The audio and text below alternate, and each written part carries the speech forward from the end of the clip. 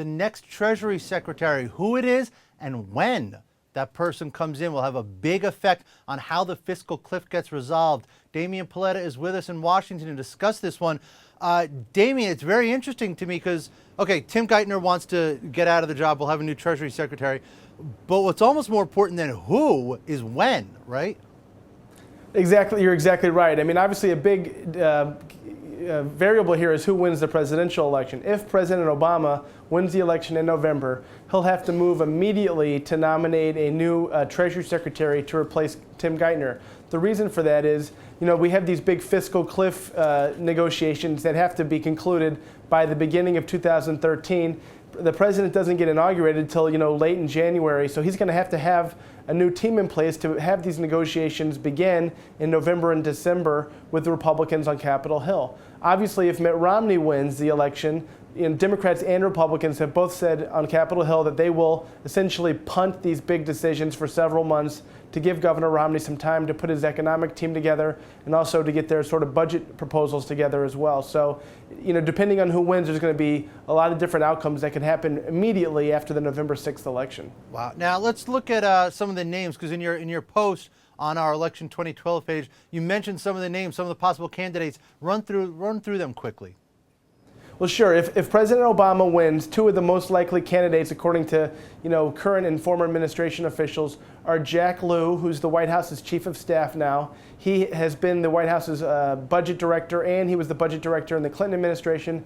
Has a ton of experience with tax and spending policy. He's worked a lot with the Republicans on the Hill, so he's really steeped in a lot of this budget minutia. Another possible candidate, if President Obama is reelected, is Erskine Bowles of the Bowles-Simpson Commission. He was also a chief of staff in the Clinton administration, has worked a lot with the Republicans on budget issues. He's been a little more critical of President Obama's White House for not being more bold on some of their efforts to reduce the deficit. So that would be kind of an interesting pick, but it's one that could get a lot of attention because he's got so much kind of good favor with Republicans. Mm-hmm. If Governor Romney is elected, obviously he'll have more time to put his team together. It could go, many different ways. He could pick someone like Glenn Hubbard, who's one of his economic advisors from Columbia University. He could pick Bob Zoellick, another economic advisor, the former World Bank president. Or he could go someone, with more of a Wall Street finance background to try to shore up that part of his cabinet as well. So we can see a lot of different things happening, but if Obama is reelected, we're likely to see someone with budget experience immediately in the door, I think, because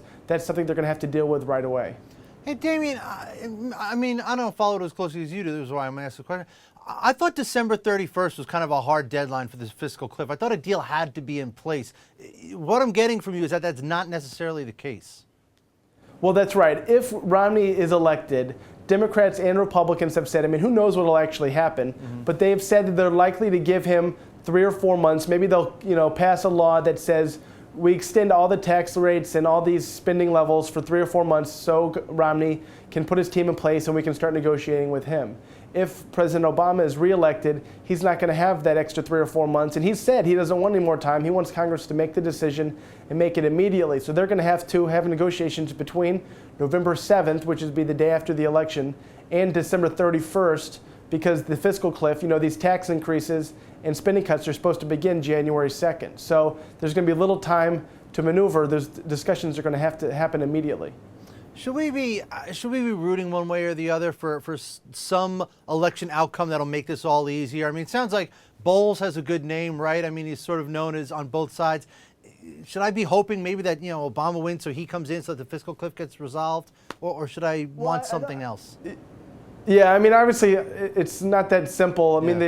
This fiscal cliff stuff we're not only hearing this from boardrooms and executive suites all over the country, we're hearing this in government capitals all over the world. Everyone can understand why Washington has created this kind of nightmare fiscal scenario for the end of the year. There's a lot of frustration. It's holding back growth. It's holding back jobs.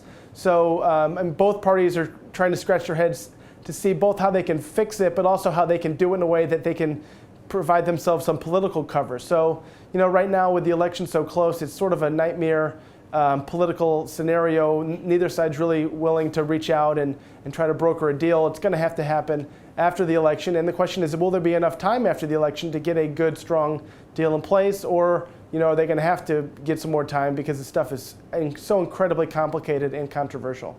Yeah, it's not a good situation. All right, Damian Paletta, good stuff from you, sir. Appreciate your time.